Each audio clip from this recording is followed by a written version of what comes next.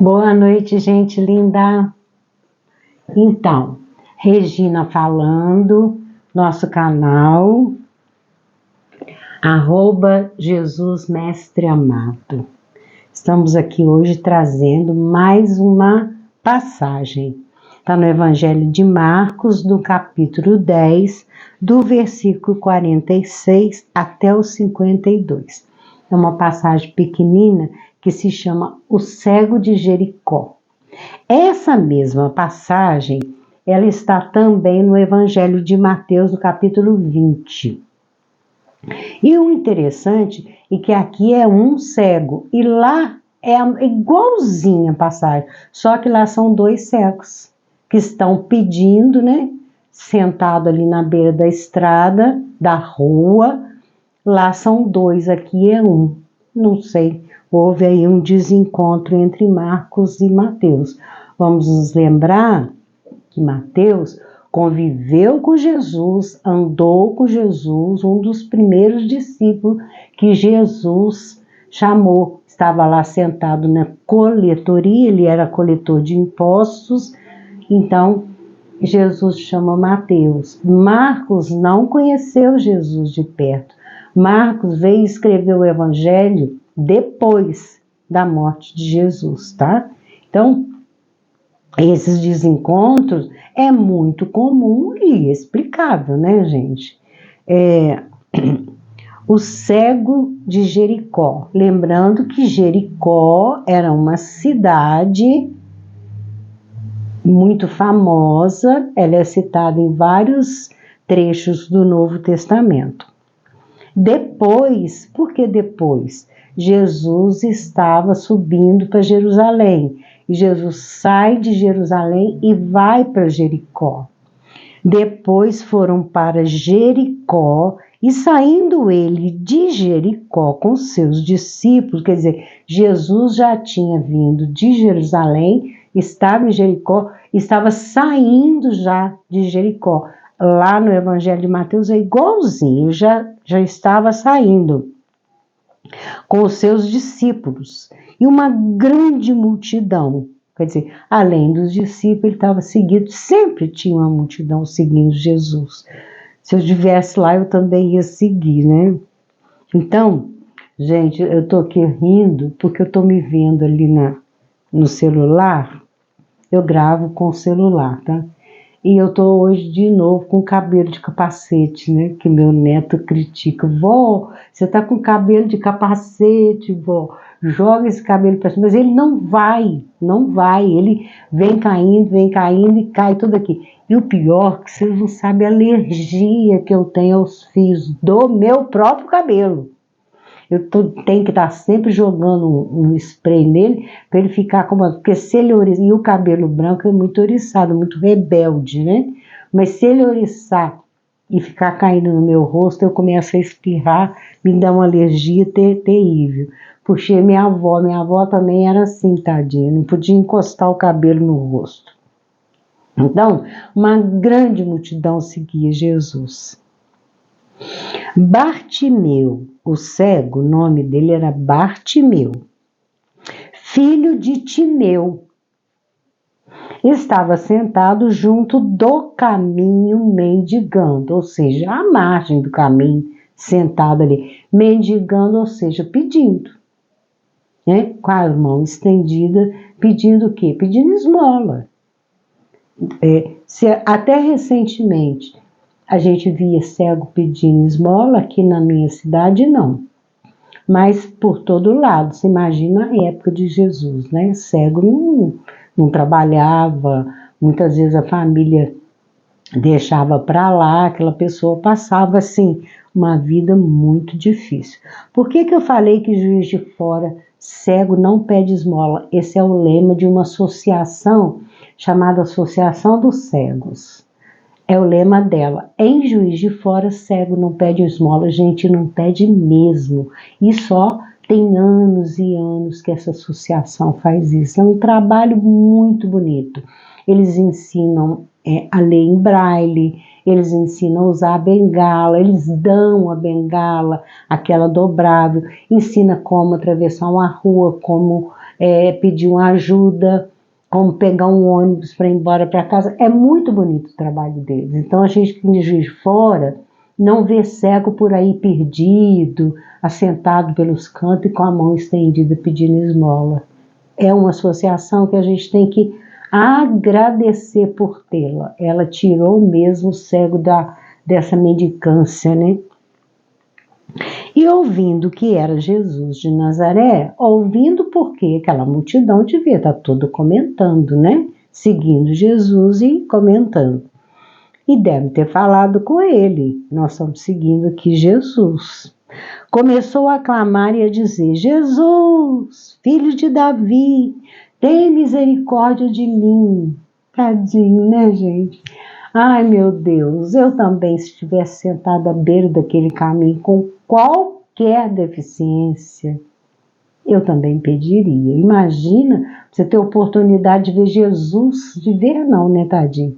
De saber que Jesus estava passando por aí. E ele começa a gritar: tem misericórdia de mim, Jesus. Então, e muitos o repreendiam. Aquela multidão começou a repreender o cego. Não grita não fica chamando ele não. Repreendiam para que se calasse. Quanto mais eles pediam para ele se calar, mais ele gritava, quer ver? E muitos o repreendiam para que se calasse, mas ele clamava cada vez mais: Filho de Davi, tem misericórdia de mim. Então, Bartimeu nos ensina a não ficar ouvindo as pessoas. Para de ficar pedindo, para de ficar clamando, para de ficar pedindo ajuda. Você está fazendo muita oração, você está pedindo. Não, gente, cada um com sua vontade, cada um com o seu jeito. Então ele não se incomodou. Tal a vontade dele de ficar curado daquela cegueira. Eu também, se fosse cego e estivesse ali, eu ia gritar também: ai, Senhor, misericórdia, né? Cuida de mim aqui, ó. Ô, Senhor, eu aqui. Ele não enxergava, então ele usava a palavra, né? E Jesus, parando, disse que o chamasse. Vão lá e traz ele aqui. Chama esse moço, Bartimeu. E chamaram o cego, dizendo-lhe: tem bom ânimo. Levanta-te, que ele te chama. Já sabemos, né? Jesus vai restituir a visão desse cego. Levanta-te, meu filho. Olha, sua hora chegou. Ele te chama. Olha o respeito, né? Ele te chama. E ele, lançando de si a sua capa, levantou-se e foi ter com Jesus. Ele ficou tão animado, ele ficou com tanto ânimo, porque aquela multidão toda que foi lá buscar ele, que Jesus pediu para buscar ele, o que ele faz? Né? O que eles falam com ele? Tem bom ânimo, você vai ficar curado. Ele tira a capa, era muito comum o povo judeu usar capa, porque essa região assim desértica, durante o dia, quando o sol está a pino, é um calor assim de deserto, mas a capa era para jogar nos ombros, porque podia contar que à noite fazia um frio muito grande e ventava muito, né, por causa do deserto que tinha ali na cercania daquelas cidades ali de Israel. Então ele joga a capa e levanta e foi ter com Jesus. Com certeza, aqueles que foram buscá-lo, né, seguraram ali no braço dele e o ajudaram a chegar perto de Jesus, porque de fisionomia ele não conhecia Jesus. Ele chamou, clamou misericórdia, porque ele ouviu aqueles transeuntes dizerem que era Jesus. E Jesus, falando, disse-lhe: que queres que te faça? por que Jesus pergunta? Ele sabia que aquele homem era cego. Ele sabia dos tormentos, porque a cegueira é muito triste, né, gente? Qualquer deficiência, né? Mas a cegueira é muito triste. O que você quer? Ou seja, fala porque você aciona aquele desejo dentro de você.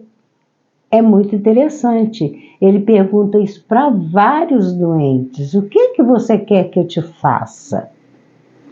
E o cego lhe disse: Mestre, que eu tenha vista. Me ajuda a enxergar. E Jesus lhe disse: vai, a tua fé te salvou.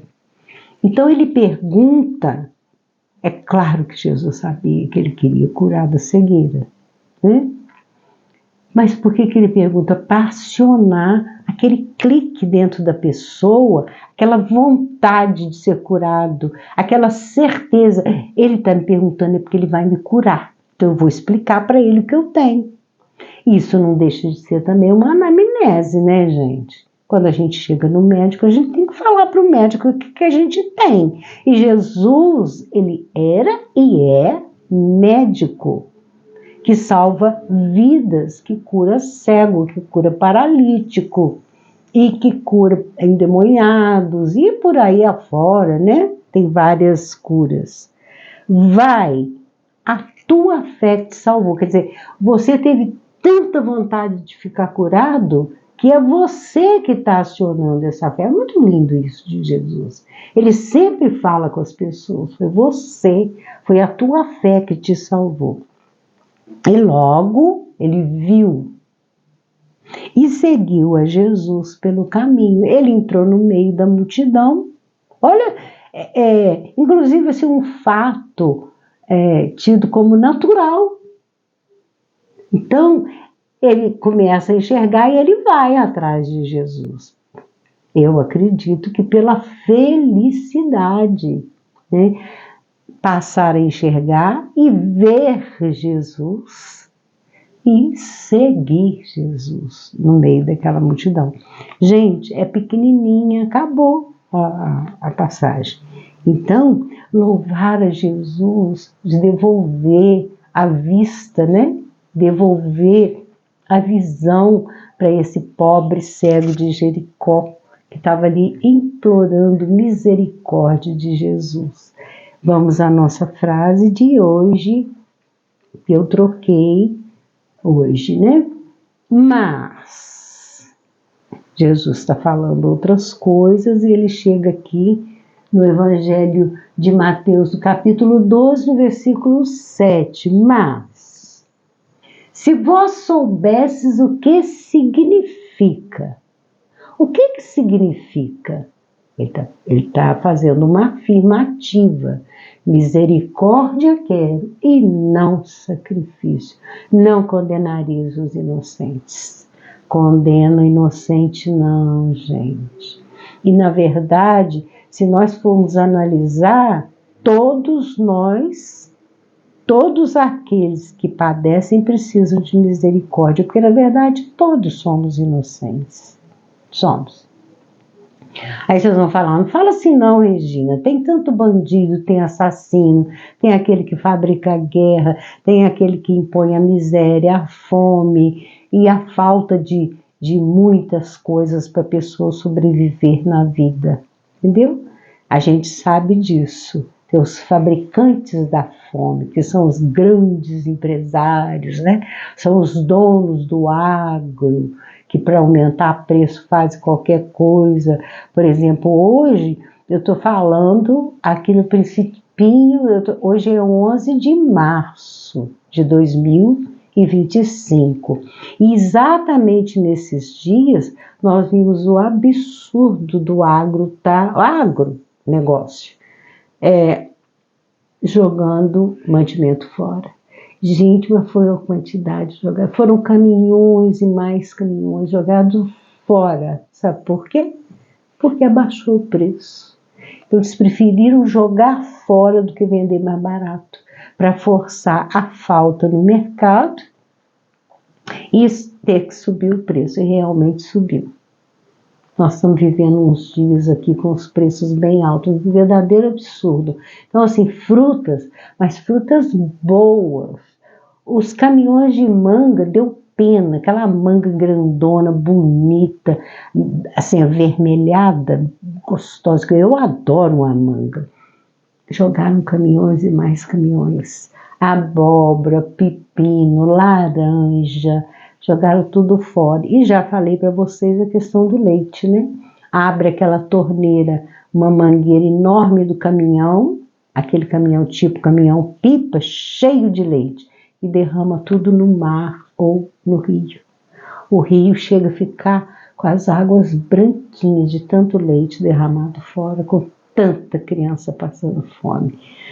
Ai, misericórdia! Gente, por que jogar fora? Coloca lá num canto, numa porta, sei lá, num campo, escolhe um campo e anuncia. Quem quer pegar abóbora, quem quer abobrinha, quem quer quiabo, quem quer manga, quem quer laranja, e doa. Por quê? Ou então, abaixa o preço e vende mais barato se está sobrando. Porque, na verdade, nós vivemos num país tropical, é uma terra fértil. Isso aqui, tudo que a gente planta, cresce e dá frutos. Não tem necessidade de ficar as coisas tão caras desse jeito. Então, Jesus está pedindo misericórdia para não condenar os inocentes. E hoje me veio essa intuição de falar sobre a fome.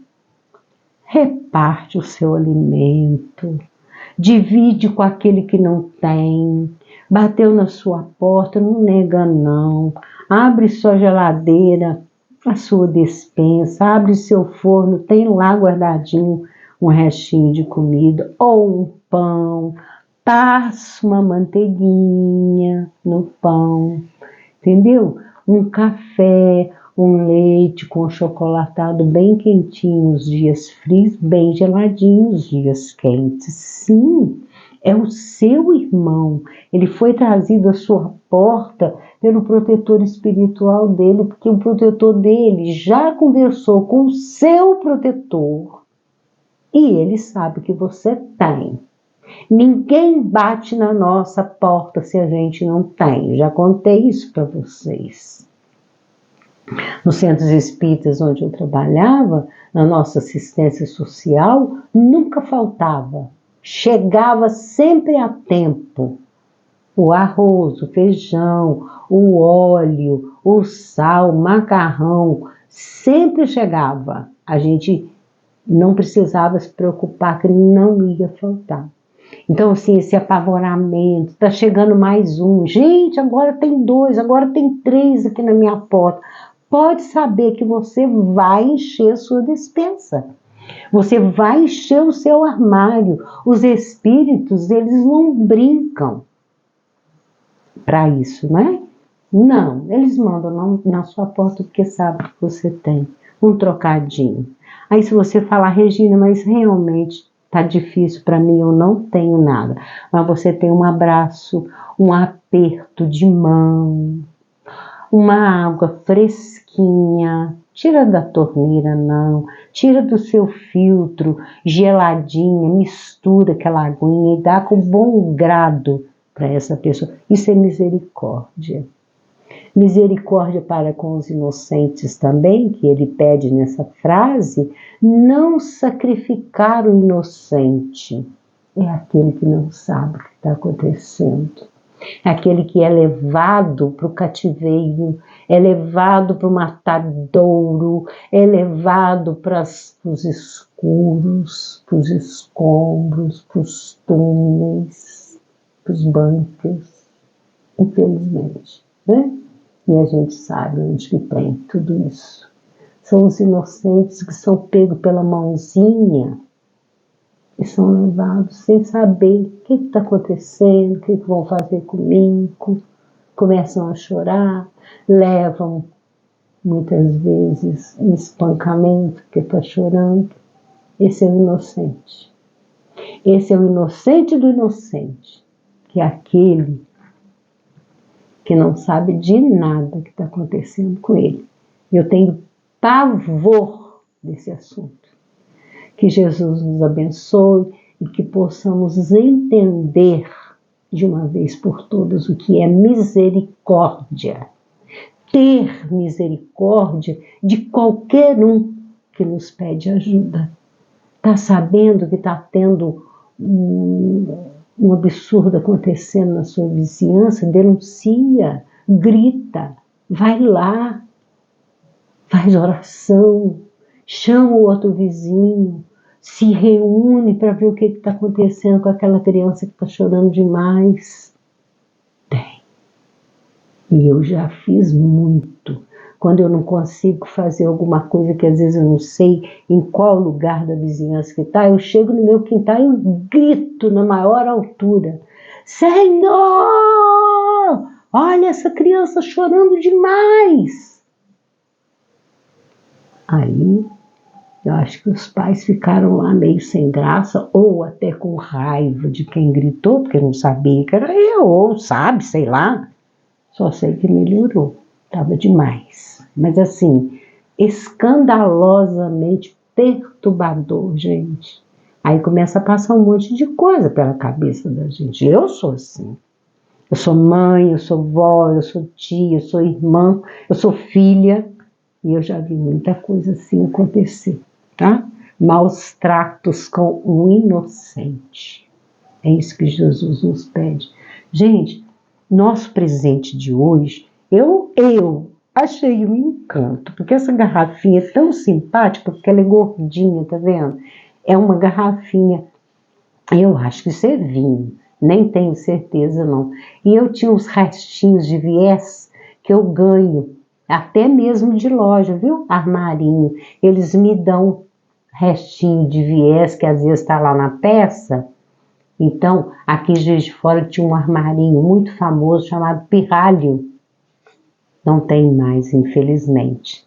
E lá eles me davam muito restinho de viés. Eu tinha muito aqui em casa. Fui aproveitando os pedacinhos e tinha esse pedacinho dessa franja aqui também. Ele abre, tá vendo? Você pode fazer como jarra, colocar um plantinho, uma flor, ou artificial, ou natural. Tá aí. Então, o nosso presente de hoje. Eu achei muito simpático esse tom de vermelho com verde. Vermelho com preto, né? Então, tá aí a nossa oferta. E a outra oferta que eu tenho para você é um beijo no seu coração.